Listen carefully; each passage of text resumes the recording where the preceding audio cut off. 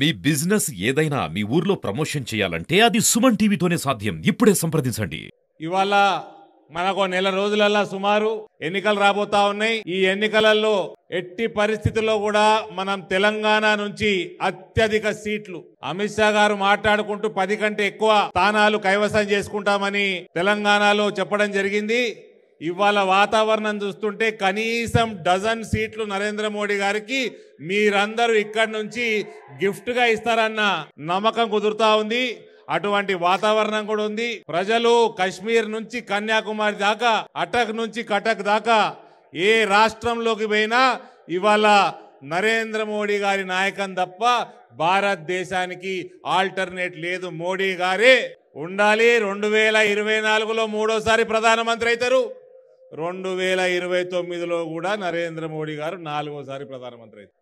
ఇది చాలా మంది అడుగుతున్నారు, అరవింద్ ఏంది ఇది అని.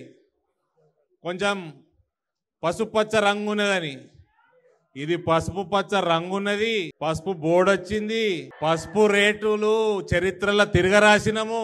ఎన్నడూ లేని రేట్, ఆల్ టైం రికార్డు పసుపు రేట్లు నడుస్తా ఉన్నాయి. 19,000 నిజామాబాద్ మార్కెట్ లో దాటింది. నరేంద్ర మోడీ గారి పని చేస్తే ఏ రకంగా ఉంటుందో ఇవాళ మొత్తం యావత్ తెలంగాణ ప్రజలకి కేవలం ఒక్కసారి ఎంపీగా ఉండి నరేంద్ర మోడీ గారి నాయకత్వంలో జితన్నకి సీట్లు కొట్టురు, జర సపోర్ట్లు కొట్టురు.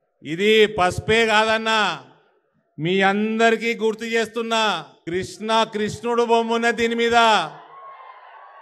మథురా బాకీ హై, మథురా బాకీ హై.